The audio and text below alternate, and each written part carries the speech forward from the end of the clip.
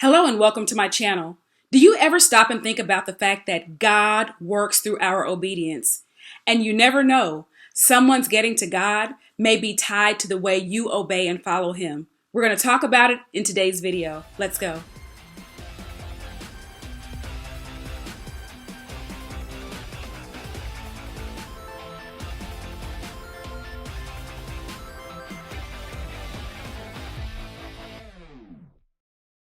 Hey everybody, it's that Sunday School Girl of thatsundayschoolgirl.com. Welcome to the lesson for Sunday, August 11th.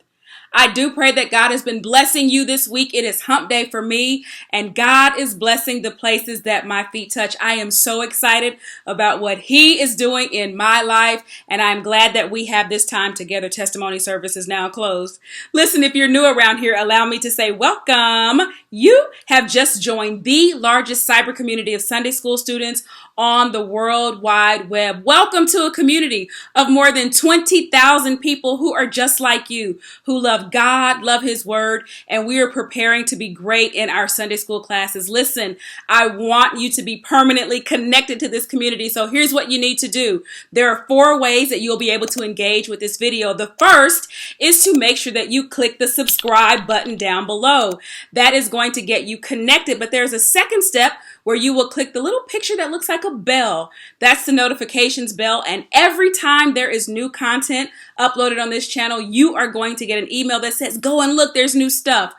Also, while this video is running, if you have a comment that you'd like to make, you can leave a comment down below. And of course, if this video has been helpful, we do ask you to give us the thumbs up. That's the like button. It sort of says amen. It lets us know that we're doing the right thing and that you'd like us to continue these videos. I said us. Why am I talking in plural? It's just, well, I guess it's me and Jesus. It's us. If you want us to continue, give us a thumbs up like. Listen, you already know what I'm going to talk about before I get into this lesson because it's just a few weeks away. We are now under the 60-day mark to Step Summit 2019. This is my very first Sunday school conference. It is specifically focused at empowering and training Sunday school superintendents, teachers, Christian education leaders, and I am telling you, you want to meet me in Denton, Texas, September 20th and 21st. There are lots of people who have registered. All of the presenters are so excited, and this week I kicked into a new gear of excitement because I'm starting to order the stuff. You know, conferences are fun. We love the information, but let's be honest, we look forward to the stuff too, and so I'm excited about the registration kit, the toolkit that you will receive, and you know what? Some of you are going to see the toolkit and you're going to be inboxing me after the conference and you're going to say, is that available? Are you going to be selling that? I'm not making you any promises. You want to get to this conference. It is going to be an amazing time of training and empowerment, and most of all, networking with incredible leaders who are like you, interested in impacting the ministry of Sunday school, growing our Sunday schools, and being more effective to the work which we are called to do. You can get more information by visiting stepsummit.com. That's with 2 S's. In fact, everything on the site that has an S in it, we double the S because this is about Sunday school. So Step Summit, SSTEP, stepsummit.com. That's where you can find all of the information and you can take the first step to make sure that you are registered. It is time for us to study. So make sure that you have your TSSG notes. The link is down below. Remember, the notes are not to replace your publisher's materials. They are my personal notes of study. And so they may be helpful as you follow this video, and you can make some notes of your own and have those in class. You've got your Bibles, your publisher's books, your commentaries, journals, your handy dandy notebooks, and your pens, because it's time for us to get into this lesson. Our lesson title is A Mother-Daughter Covenant. The Bible basis is Ruth chapter 1, verses 6 through 18. The Bible truth. Although Naomi begged Ruth to return to her people, Ruth clung to her mother-in-law and vowed her loyalty unto death. Our memory verse is verse 16, and the lesson aim is that we will identify Ruth and Naomi and tell why they were devoted to one another, feel compassion for someone in a vulnerable situation, and demonstrate one's loyalty and devotion to a spouse or other family member. Me and you, us never part. Me and you, us have one heart. Now, if you filled in the blanks on that call and response, that means you are like me and you have watched The Color Purple a million times. You recognize that hand game between sisters that talked about the bond that they would have no matter where they were in the world. In this week's lesson, we look at the bond of two women that's been established, and we're going to learn a lot about these characters through some very defining moments in their lives. All of us at some point have to make decisions at very critical moments in our lives. We call those defining moments because it will literally turn the course of what comes next and what happens in our life. This week, we are looking at the story of Ruth and Naomi. We are in the first book of Ruth, and even though our lesson picks up at verse 6, it's very helpful to go back and get the story. It really sets things up. So I know that through your daily readings, and just because you're curious learners, you have dug into this story. Now, let me give this disclaimer. I had this conversation with a friend earlier this week. This is one of those lessons that is easy to dismiss. Oh, it's just Ruth and Naomi. Oh, I know that story. Don't do that. Ask God to show you something new and allow you to gain something that you've never seen in these lessons before. So as we're looking at the setting in chapter 1, what's the situation? What's going on? Well, the first thing we learn in verse 1 is our time period. This is during the time of the judges. We're looking at the children of Israel after the time of Joshua. There is no king. They're being ruled by judges. There was a lot of idolatry in the land. They turn their backs on God. They go into these vicious cycles where they sort of get caught up in life and other opportunities, and they turn their backs on God. God ultimately allows them to be taken into captivity into the hands of oppressors, and then they're delivered. God sends a deliverer. They are back in their homeland. They're doing well for a while, but again, they go back into this cycle of rebellion, this cycle of bad behavior. We also learn that there is a famine in the land, and this particular famine is a result of their choices. It is a consequence of their choices. Again, not giving their devotion and their loyalty to God. It was a reckoning for their own decisions. In this lesson, you're going to see a number of characters. So let's identify who they are. Who are the important players? First, there is Elimelech.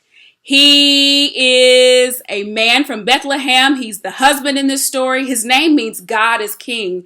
He's from Bethlehem. That city's name means house of bread. Think about that as we go through this lesson. He's from the house of bread. He's in the land of milk and honey, and he's in a place that has plenty. And we're going to see that the man from the house of bread and the land of plenty is going to leave the land of plenty in search of food, responding to this famine. Goes into Moab. We learned that in the reading as well. Moab is a place that God has forsaken, and yet there is more food in Moab than there is in the land of milk and honey. We also see the wife, and that's Naomi. She's going to be a central character in our discussion today. They had two sons, Mahlon and Chilion. There are two wives, Orpah, not Oprah, Orpah and Ruth. And then let's not miss that the Lord is also present as we go through this passage. Again, we're looking at some pretty defining moments and decisions as we look at each one of these characters. And let's just start with Elimelech. He's not in our printed text, but he's a man who's got a problem. There's no food where he is. There's no provision for his family. And I looked at it this way. Any real man wants to provide for his family. And a real man does what needs to be done when he needs to make provision. He works it out. I think about my own father who worked a day job, and in certain seasons, if he needed to go pick up a part-time something, he would do that because he was doing what needed to be done. However, as we look at Elimelech, he goes away from the place of God, where the people of God are, to go in search of finding a solution. So he leaves the place where God is, and that's really a danger, leaving where God is. So keep that in mind. When he takes his family into Moab, things go from bad to worse. It was already bad that they didn't have food, but on the journey, things get worse. First of all, he dies. And here's this woman she has her two sons, And if it couldn't get any worse, her son takes Moabite women as wives. They are considered pagan wives. Now, they were commanded not to intermarry because these women would ultimately distract their focus from God.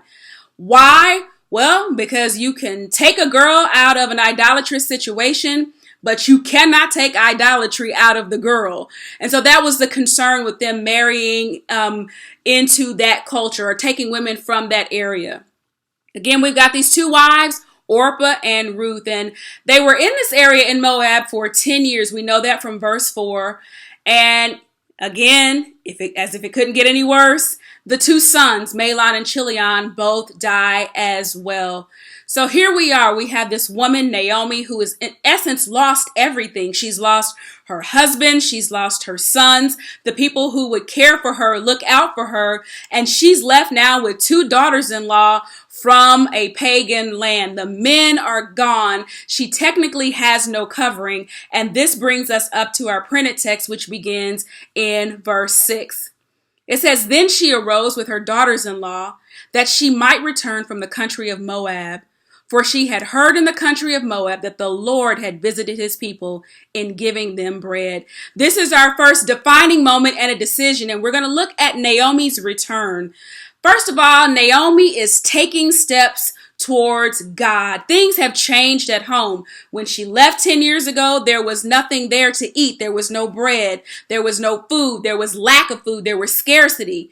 And now she's heard good news. Things have changed. And so she's made a decision to go back home. Naomi has heard good news that God was moving in Israel. Now, this was an aha for me. How did she hear this? Because word travels. Just the word that God was moving was enough to give her hope. She had likely heard it from somewhere because they didn't have cell phones. No one was on Facebook sharing the word. So it had to have been word of mouth. But just the word that God was moving, that God had made provision, was enough to give her hope. The aha is never underestimate the power of telling of the good things that God is doing. So God had provided. He had visited his people. He had been faithful. And there was now provision back home in Israel. Again, this time of God's judgment was over and he had sent a deliverer to rescue them. And I thought about this similarly to the prodigal son.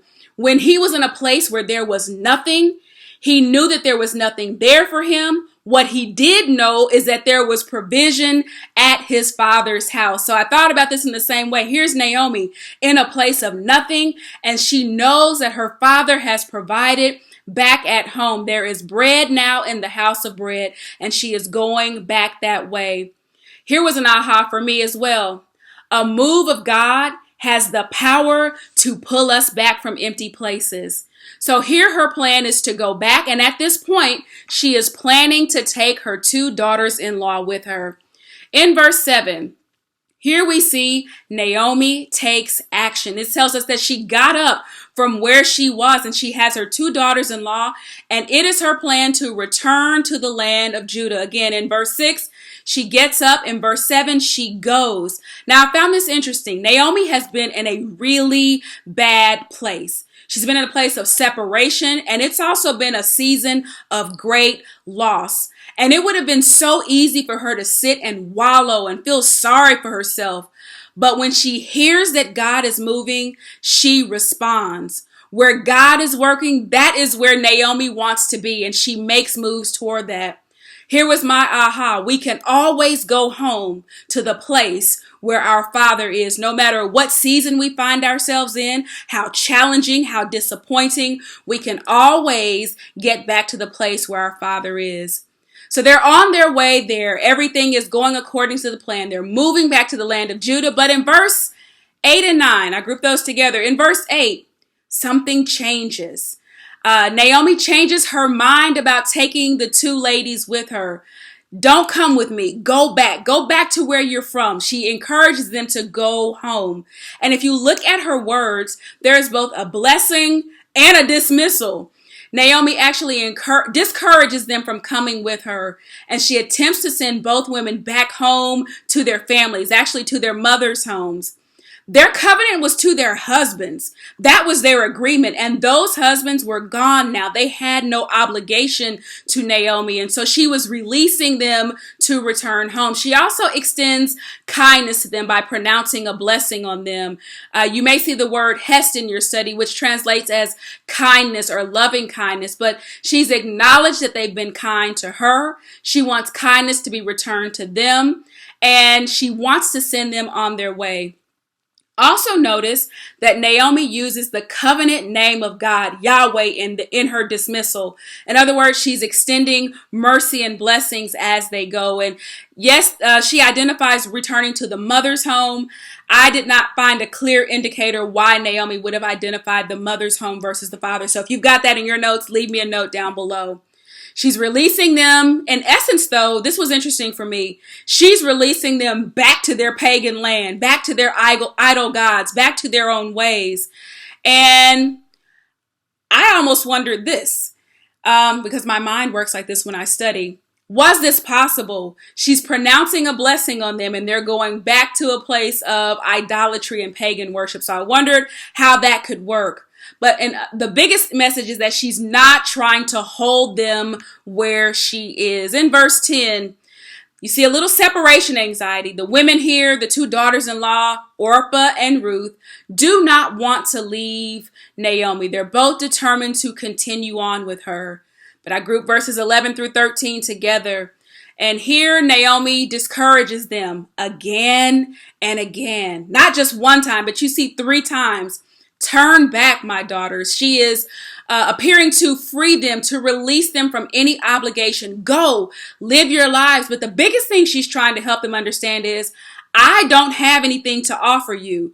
Realistically, I don't have anything right now. It's not looking really good that I'm going to have anything to offer you in the future. In fact, she highlights that I don't have any more children. Specifically, I don't have any more sons. And even if something really great happened tonight and I met a husband tonight, are you really going to wait around for me to have more sons that will become of the age that they can marry? That's not likely. And so when she gives this reference, it is a reference to the levirate marriage, which is a type of marriage where the brothers of a deceased man would be obligated to marry the brother's widow. The brother of a deceased man would be obligated to marry the brother's widow. In other words, the intent was to retain the land and the blessing with that family. Here was an aha. Naomi is operating on what she is able to see. She sees no possible way that any good thing can come out of this situation, especially for Ruth. But this is simply not the case. And we're going to see that as we study and we learn more about Ruth next week. We know that there is something good ahead. So God sees ahead of the things that we cannot see. We also see in verses 11 through 13 some true emotions. And I thought these were pretty important. Even though Naomi has acknowledged that God is moving, that doesn't exactly erase or fix her personal pain or grief. Remember, she is a widow. She's lost a husband. She is a mother who has buried not 1, but 2, all of her children. She has buried both of her sons. This has not been easy. And the reality is that Naomi was going to be alone for the foreseeable future. In other words, again, I have no sons for you. It was an easy space for her to be in a bitter place. As a matter of fact, look at how she views herself. We learn that here. She views herself in a disparate or an unfortunate situation. She specifically says, the hand of God is against me. Here are my ahas though. Even in the midst of hard circumstances, things that we don't understand, things that are hurtful, God is still working. And the second aha is that we've got to watch our attitudes even in difficult moments. So again, her attitude is that the hand of God is against her. We've got to watch our attitudes in difficult moments. And then I saw what I considered to be some risky business. This is not actually written in the text, but these are things that you sort of see. These are some other truths that I considered beyond what I see in print. Ruth would be a pagan widow going into a foreign land. So Naomi is looking at, what does that look like to take a pagan woman back into my homeland? She's likely going to be unwelcome. And so I see so much of the love that this mother-in-law has for this daughter and not wanting her to experience these negative things and knowing that there's nothing that she can provide. But again, what Naomi can see is not what God has planned. It's not what God sees ahead. In verse 14, we have another defining moment and a decision. And this one is specifically Orpah. This is Orpah's rejection.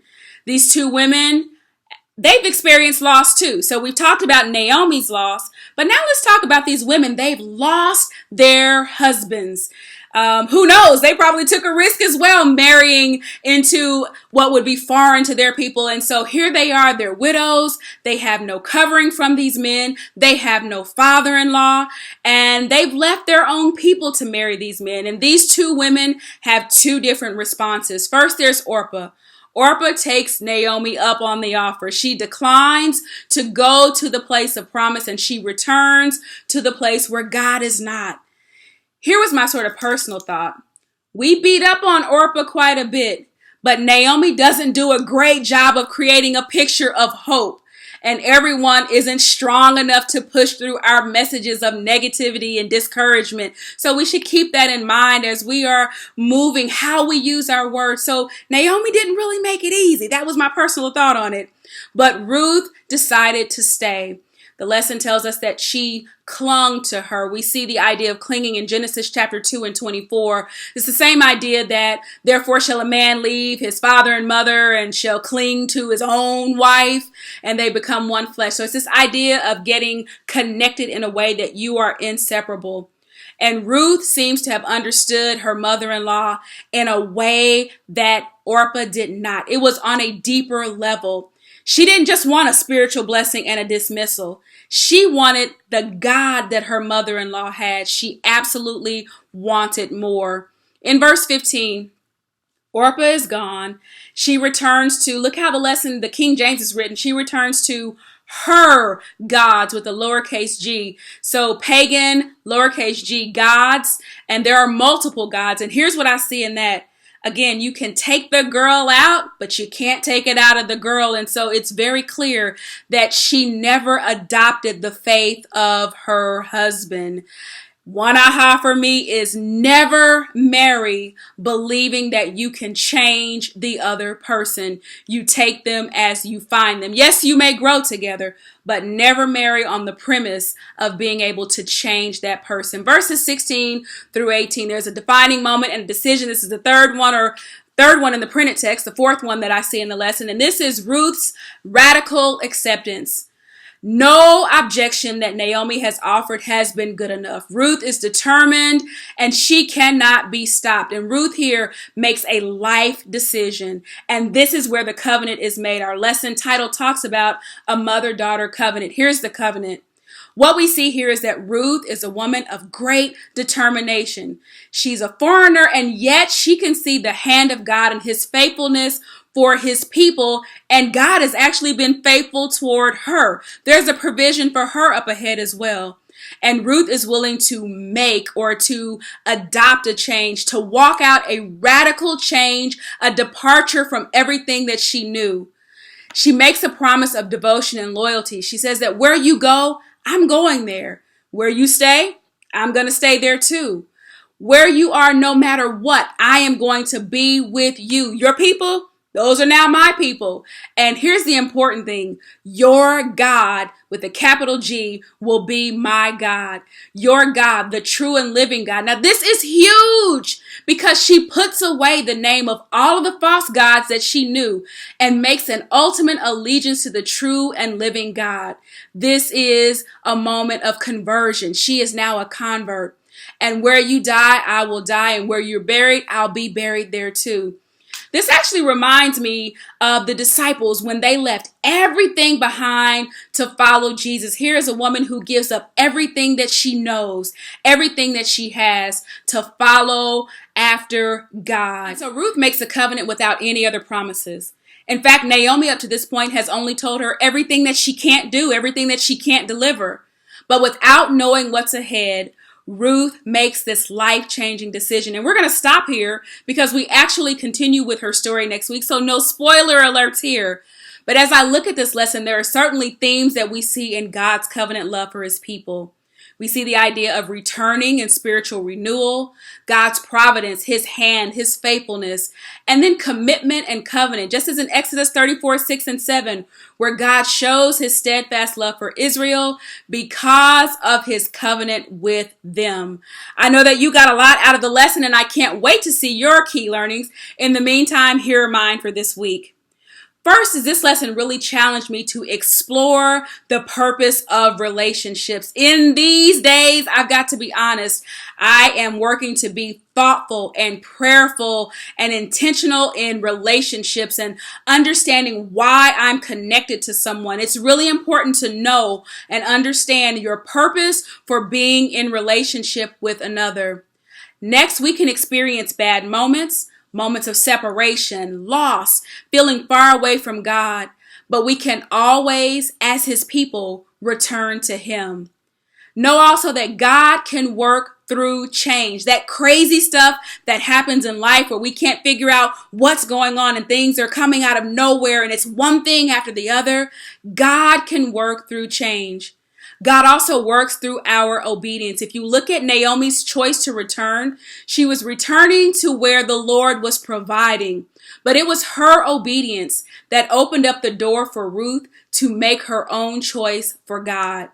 And you never know how those around you are being impacted by your obedience. So who is going to find a new church home, a place of worship? Who will be more diligent in their devotion? Who will want to serve in ministry? Who will want to just be better each day to grow in their faith? Who is going to do that based on the observation, your habits, how you are living? Next, making steps toward God is never wrong. And a move of God can pull us back from ugly places. God can work in the midst of difficult circumstances. And remember, your faith, when you make up your mind and apply your faith cannot be stopped. Faith in God can spark a level of courage and cause us to move even when it appears that nothing good can come out of a situation. And when the path seems uncertain, your faith is unstoppable. True change, conversion, necessarily means turning your back on all of the old things that don't please God. If you look at Ruth, she was doing just that, turning her back on everything that she knew, everything that was comfortable, everything that was familiar, to go and pursue God, to be in the place where God was.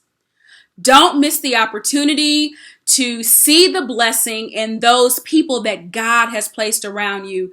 And some of us have the benefit of other mothers and bonus grandparents and aunts and uncles and people in our community. Maybe your family structure didn't give you everything that you needed or wanted, but we can always see where God provides for us in other ways. So never miss the blessing of those people that God has placed in your life. And then this lesson also left me reflecting on a question.